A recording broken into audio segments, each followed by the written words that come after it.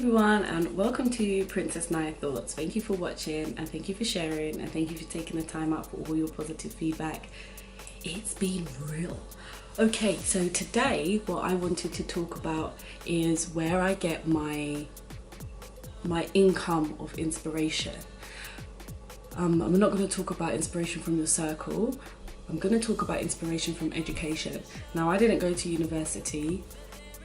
I barely scraped out of college because my attention is really limited. I look at my daughter now and I see she's like chum chum chum, and I feel like that is how I've kind of been the majority of my life. I just lose concentration in one thing really quickly and want to move on to the next, which is not necessarily a great thing when you're an adult.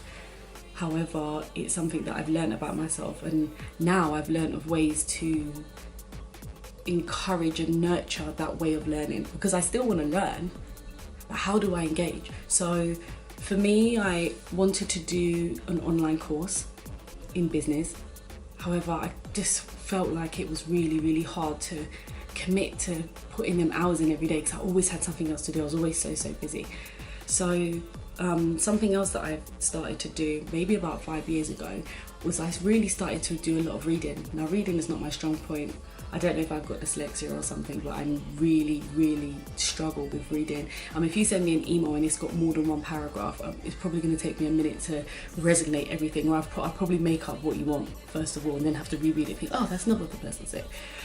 So I struggle with reading. However, in this digital age that we currently live in, it's amazing because you've all probably heard of things like audiobooks. Now, audiobooks for me have been a massive game changer.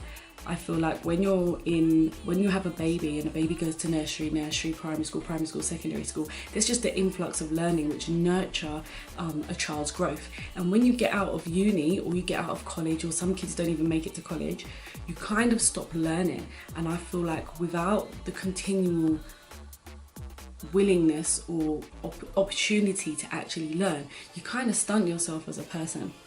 There is so much wisdom and facts and things to learn out there that a lot of us never ever take time to do it. So what I found with audiobooks is, especially for somebody with my lifestyle that's kind of always on the move, I found that it's really easy for me to set time aside to listen to audio, because I can listen to audio at the same time as me doing something.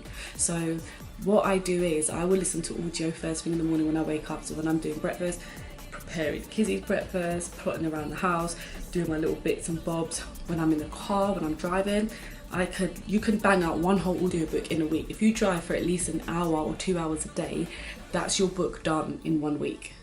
Now imagine if you done that every single week for a whole year, how much audio information you'd be able to intake.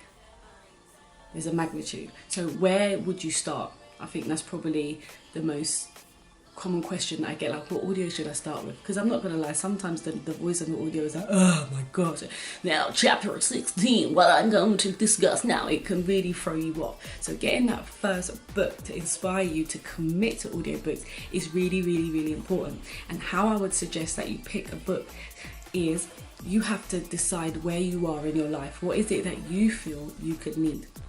Now, one thing that I found that really helped me was the need to understand how to manage my finances. Finances is not something that is taught in school.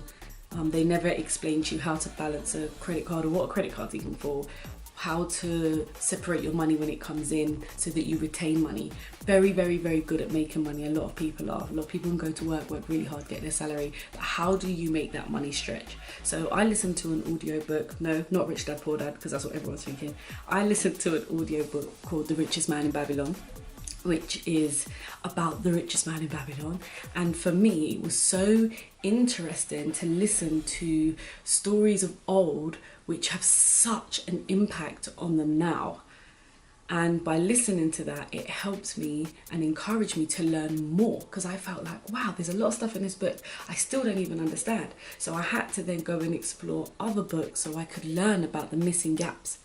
And then more importantly after that, it was implementation. How do I learn all of this and how do I implement it into my life? But the first step is actually getting the book, getting the education and understanding it.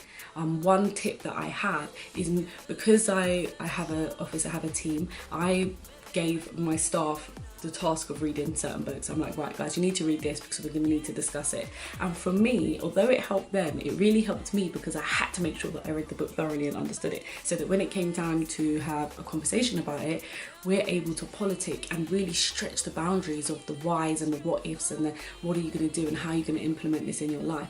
So creating yourself a circle of people that will also be on this audio journey would be a massive great help, because you'll be accountable to complete, because you're going to be reliant on having conversation about said book.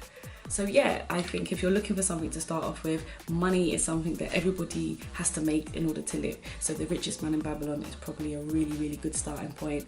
If anybody wants to know, see my book list or see my audio library, then just drop me an email. It's info@princessnyah.com, and yeah, I will send you over my book list, which is not a problem at all. And just I wanted to highlight and point out, I'm not a strong reader. I do have a short attention span. However, when the substance and the information is good, you will listen, you will take it in, you will implement, and you will move forward. So yeah, good luck with that, and see you guys next week.